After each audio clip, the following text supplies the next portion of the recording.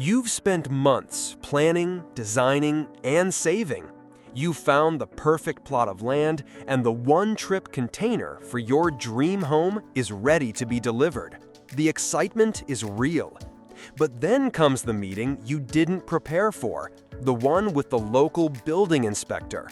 You confidently present your idea only to be met with a confused stare, a shake of the head, and a single dream-killing word: no. What went wrong?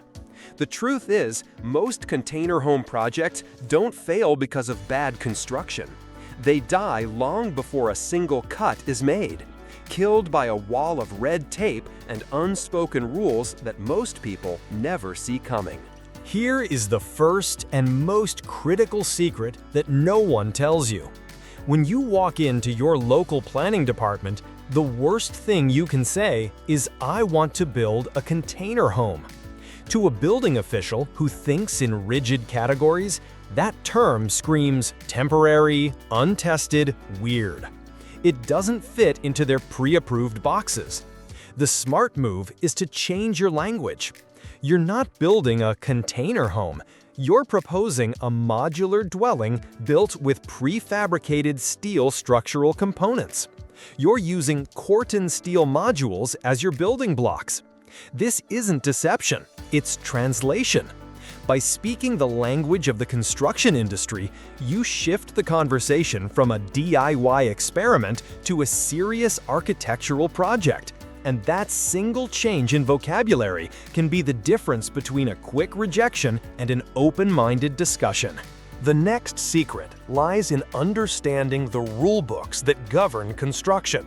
In most places, there are two main sets of rules: the International Residential Code, or IRC, which is for typical family homes, and the International Building Code, or IBC, which is for everything else, from offices to skyscrapers. The problem is that a shipping container doesn't fit neatly into either. It was built under industrial ISO standards to withstand the ocean, not the IRC to be a house. This is the source of most of the confusion for building inspectors. They look for wood frames and standard foundations, but see a welded steel box. The key is to recognize this gap. Your job isn't to argue which code applies, it's to provide documentation that proves your structure meets or exceeds the safety requirements of both, bridging the gap between its industrial origin and its residential future. Faced with this complex bureaucracy, many people are tempted by a seemingly clever shortcut, claiming their container home is a temporary or mobile structure to try and bypass the need for permits altogether. This is the third secret, and it's a trap.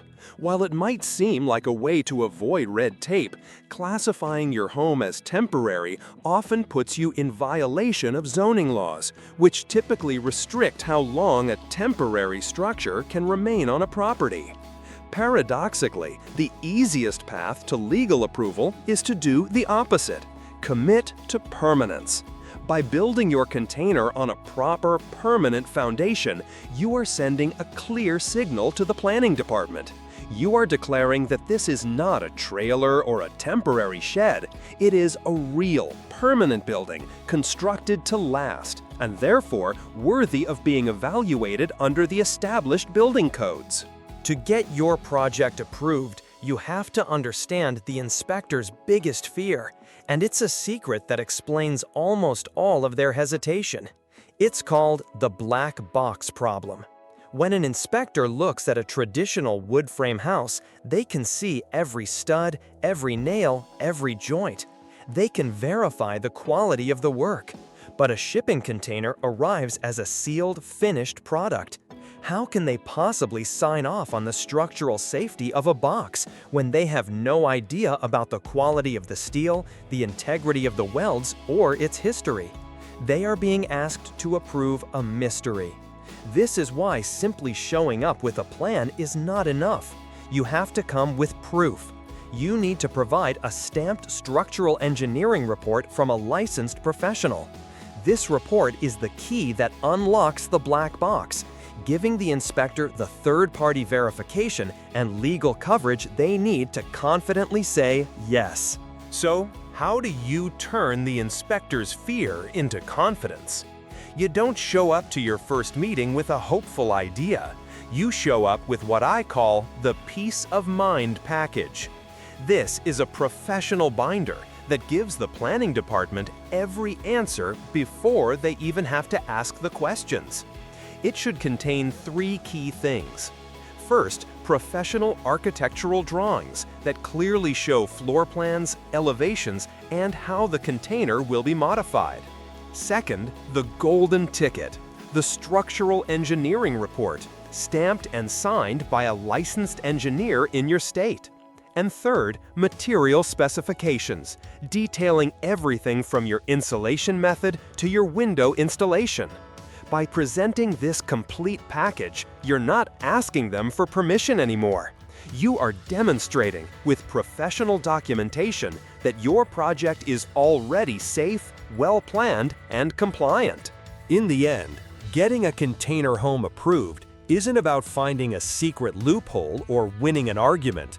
It's about communication. The unspoken rules of building codes are simply a different language, one based on safety, engineering, and liability. The secret to success is to stop speaking the language of a DIY dreamer and start speaking the language of a professional builder.